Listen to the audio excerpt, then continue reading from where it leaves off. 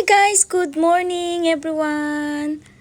Welcome back to my YouTube channel. For today's vlog, mag-harvest tayo ng ginger. Ay not pala, i-check natin kung may ginger na ba yung ating tinanim na turmeric. So let's go. Ayan, dinahandahan ko na siya itanggal. Oh my God, sana meron siya.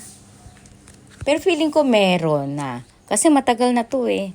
Pinig ko ito nung friends, classmate ni Jonah. Mga mga ilang months na ata. Basta ganun, matagal-tagal na din to sa amin. So, actually isa lang ito. Ngayon dumami na siya, then tumaas na din. So, yan nga, inisa-isa ko. I think, ayan o, nakita nyo. Sige, tanggalin pa natin ng buhangin. Yan. So,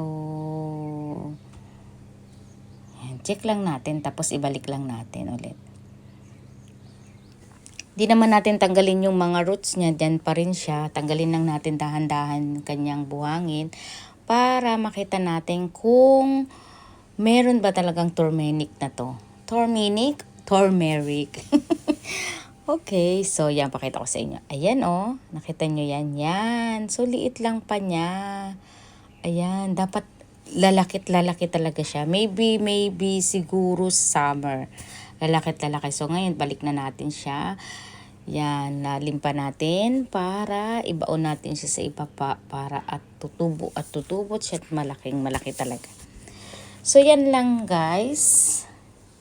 Ating video at ibabalik na natin siya. Yan. At ibalik natin siya sa tamang kanyang paglalagyan. So maghugas muna tayo ng kamay dahil puno tayo ng buhangin. Yan, tinanggal ko yung mga tali. Mamaya ibabalik ko siya. Ayan guys, so keep watching.